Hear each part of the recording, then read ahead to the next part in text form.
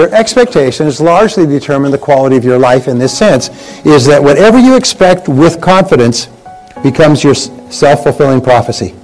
Whatever you expect with confidence becomes your own self-fulfilling prophecy. In other words, you are always telling your future by the way you talk about how you think things are going to turn out. You are like a fortune teller in your own life. And if you believe that things are going to turn out well, if you expect them to turn out well, then by gum they do. If you believe that you're going to be popular and that people are going to buy and that you have a great product and a great company and you're going to have a great life and you're going to be accepted and well received by people, and then you act that way. So it's very, very important that you always expect the best. And this is the key. Expect the best. Expect the best. Expect the best of yourself. Expect the best of other people. But especially expect the best of people who look up to you. Interesting difference between winners and losers. Can you guess? Prior to every sales call or experience, both of them visualize and recall a memory. But winners recall their previous success experience and how happy they were about that. And non-winners recall their previous unhappy experience and how bad they felt and how depressed they felt and how unsuccessful and so on. So winners think of their past success experience and they set up a force field of energy that largely creates that experience. Sometimes when you walk into a room, if you are really up, people will turn their head. I mean, the vibrations will hit them. They'll turn their head. They'll notice that you've come into the room. So this is very much determined by the thoughts that you're thinking. We'll talk about this as we go along. So the law of attraction says you're constantly attracting into your life people, circumstances, ideas, resources in harmony with your dominant thoughts, but it is a neutral law. Nature is neutral in this sense. If you think negative thoughts and worried thoughts and anxious thoughts and angry thoughts, that's what you attract into your life. And so it's really important that you be aware of that. Sometimes just challenging one thought can transform your life. I'll give you a quick story. Once upon a time, there was a young guy, grew up in a family. His father was a Fortune 500 executive, extremely wealthy. This kid grew up, he had everything, he had servants, he had money, he had everything else. He grew up spoiled beyond belief. And his father was busy working and so on. But for one reason or another, he grew up and he was very spoiled. He was pushy, he was arrogant, he was rude toward the servants and toward other people. And the father realized he had raised a really spoiled, wastrel type kid because he never had to work for anything in his life. Well, the young man went off to college, completed college, reasonable grades, and then he came back and he said, "Okay, Dad, get me a job." Nice kid. The father said, "All right, I will get you a job." And the father realized he'd made a mistake with his son, and he wasn't quite sure how to help him. But he got him a job with another Fortune 500 company, and the young man went to work, and after 18 months, boss called him in and said, "You're fired. We don't want you around here anymore. Your work is low level. You're not very competent. You're fired. Get out." Well, the young man was shattered. It's his first job. His friends have got jobs, friends working in large companies. He comes home. He's been fired. And his father said, "Well, you know, I'll see if I can get you another job." So a couple of months goes by. His father gets him another job. He goes and he works for 18 months at this job. This time he works really hard because he's determined not to be fired. After 18 months, boss calls him in and says, "You're fired. Get out of here. We don't want you around here. You're worthless. You're no good." The kid goes home, and this time he's in mid-20s. He's really upset and angry. His father says, "Well, let me see what I can do. I'll call around." And this time he gets him another job. 18 months later, he's fired for incompetence. He does this 4 times. The son discovers when he's about 28, 29. By this time, he's working hard. He's working long hours. He's working himself silly so he could do a great job, so he could really work up. And he's doing a great job. He's gotten better and better, more disciplined, more focused and everything else, but fired 4 times in a row from major companies. And then he finally finds out somebody lets him slip. And he said, "Well, why am I being fired?" He said, "Well, that was the deal." He said, "What do you mean deal?" He said, "Well, the deal was I told your father I would put you on for 18 months, and he agreed as long as I would fire you at the end of 18 months. He said, "Quite honestly, you've done a fantastic job here, one of the best people we've ever seen, but that was the deal." This young man went home, and now he's in his late 30s, he is so mad. He gets into a shouting contest with his father. He swears at him, he says, "That's it." He said, "I will never talk to you. I will never have anything to do with the rest of my life." He walks out, leaves. He gets his own job this time with a Fortune 500 company, becomes a crack executive, moves up to a senior position. He's well paid, well respected. And at the age of 38, he's still mad. And he's talking to his spouse or something else on what his father did all the way in his 20s. His wife said, "Honey, did you ever think that maybe your father loved you so much he was willing to put you through all of that, knowing you'd end up hating him? But he did that to make you the kind of man that you've become today." And it was just like a whack in the face. And suddenly the son realized, in all honesty, he was a jerk when he came out of school, and that now he was a successful, highly respected person, and it would never have happened in the absence of those experiences. So he went to his father. He's now 38 years old. Father's about 60-something. Went to his father and confronted him and said, "Is this true?" And he said, "Yes." He said, "I hated to do it." He said, "But I realized I made a mistake in raising you, and I had to compensate for it. I had to make you the kind of person that you could be, and that would only happen with adversity. And so I was willing to lose you in order to save you." And they embraced, and they became the best of friends for the rest of their lives. True story, by the way, true story. So my point there was what he did is from being angry to the age of 38, he changed his perspective and realized that what had happened was a good thing. What was happened was done out of love and not out of unkindness. My friend Wayne Dyer has this little one-liner. He said, "It's never too late to have a happy childhood." It's never too late to have a happy childhood. The work at the University of Pennsylvania says basically that we see the world based on what is called our interpretive style. And your interpretive style is the way you interpret things to yourself. So if you change the way you interpret things to yourself, your attitude toward everything changes. You've also heard it that the average person uses only 10% of their potential. Well, this means that there's fully 90% of your potential left untapped. Some people only use a small part of their potential, but imagine that you could earn twice as much, 3 times as much, 5 times as much, just by using more of your potential. Well, according to the Stanford Brain Institute, that did some studies on this, the average person really only uses about 2% of their potential. They're saving up the rest for some good purpose that we don't know yet. But the average person functions on 2%. 2% gets you the entire quality of your life that you have today. That means, by the way, average is 2%, some are less than that. Some use less than that. And what we do is we use it to get up in the morning, brush our teeth, go to work, go home, watch television. But we don't use it for very much. But let's just pretend and say we use 10% of our potential. Well, that means that your self-concept is limited to only 10% as well. We also know that each person has a series of mini self-concepts. Now, you have a self-concept for every part of your life or work that you consider to be important. For example, you have a self-concept for every sport that you play. You have a self-concept for how well you sell. You have a self-concept for how you dress and for how much you weigh. You have a self-concept for your creative ability and your memory, your ability to tell stories, your sense of humor. You have a self-concept for your appearance. You have a self-concept for any kind of musical instrument or anything else you do. You have a self-concept for how much money you earn. What they have found is that every person has a self-concept which is like a thermostat. And this self-concept with regard to money, you never go more than 10% above or below your self-concept level of income. If you earn 10% or more above your self-concept level of income, you immediately go into what I call throwaway behaviors. You do everything possible to get rid of the money. You give it away, you spend it, you go out for dinner, you buy champagne, you order drinks for everybody at the bar. That's why if ever you win a prize or something, the very first thing you think of, let's go on a vacation, buy a motorhome, get some jewelry. And 68% of people who win the lottery are broke again within 3 years. They have more money than they've ever had in their life, but it takes them so far out of their self-concept that they go just like a rocket that goes off course and starts to spin, and they go crazy. So if you earn 10% or more below your self-concept level of income, you engage in what are called scrambling behaviors, and you scramble to get your income back up. But once you're into that 10% range, well, plus or minus, you relax. And this becomes your comfort zone. This becomes your comfort zone. And the great enemy of human success is the comfort zone. In this comfort zone, you're comfortable. Now, you may not be happy with the amount that you're earning, but you just become comfortable with that amount. The only way that you can increase your income is to change your self-concept in relationship to income. And what we know is that your overall self-concept is determined by your self-concept in all the areas of your life that you consider important. You also know this, is that your self-concept is made up of 3 parts. Again, this is basic behavioral psychology. Number 1, it's made up of your self-ideal. Now, your self-ideal, like 3 wedges of a pie, consists of your values, it consists of your ideals, it consists of your goals, it consists of your hopes, it consists of your dreams, it consists of all those things that are inside you. And what we know is that there's a direct relationship between how clear you are about your goals and ideals and your self-ideal. What do we know about top people? Top people are clear about what they believe in, and they don't compromise their values. What do we know about little people, weak people? Is they're very confused about their values, and they compromise them for the slightest advantage.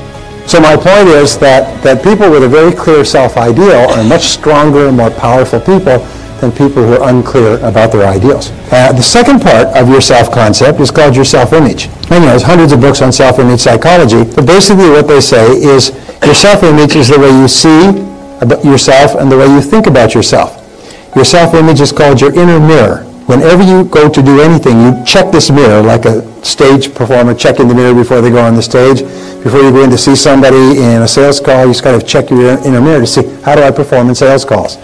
And your performance on the outside is largely determined by your self-image, 1-to-1. Remember that ratio. The third part of your self-concept is your self-esteem. Now your self-esteem is the most important part of all. This is the emotional part of your personality. This is what I call the nuclear reactor core. This is the energy source. This is the power in the human personality. Your level of self-esteem determines your level of vitality, energy, personality, sense of humor, creativity, personal strength, influence, persuasiveness, and so on. So your self-esteem is critical, and your self-esteem is defined as how much you like yourself. How much you like yourself is the measure of your self-esteem. How much you like yourself. Here's an interesting point, is whenever your self-esteem, your self-image, your personal performance is consistent with your self-ideal, the person that you would most like to be, your self-esteem goes up. Whenever you do anything that is consistent with the best person you could be, you feel happy, you feel proud, you have greater self-respect, you have more energy. Whenever you do something that's not like you blow up, you get mad, you swear, you do something that, that's not consistent with the best person you could be, your self-esteem takes a hit. But when you start to act in a way consistent with the best that you know, your self-esteem goes up. Well, here's the most important part. The most powerful words you'll ever learn are the words, I like myself. I like myself. Whenever you say the words, I like myself, your overall self-concept goes up. Your self-image improves and your self-ideal clarifies. And as your self-concept goes up, your performance and your behavior at every part of your life goes up as well. They say the flip side of self-esteem, like a coin, is called self-efficacy in psychology. And self-efficacy is how competent you are. So whenever you do something well, your self-esteem goes up and you like yourself more. And the more you like yourself, the better you do. And the better you do, the more you like yourself. And the more you like yourself, the better you do, and you get onto an upward spiral. So what we found is the most powerful words that you can use prior to any event of importance are the words, I like myself.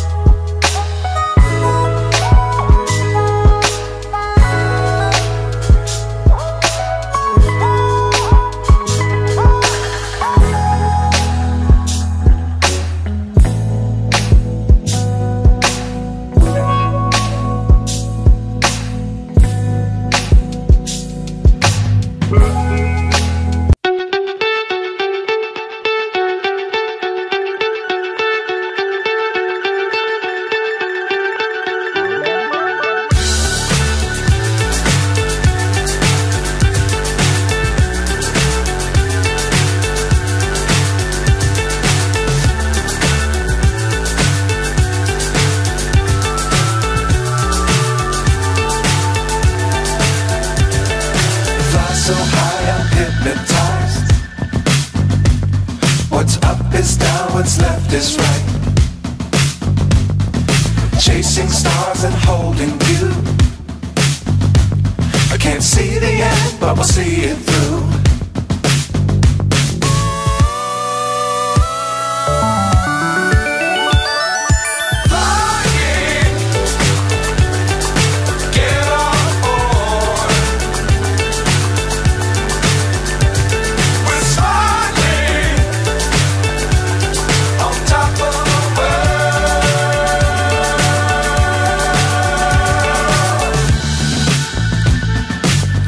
Times don't fly too high.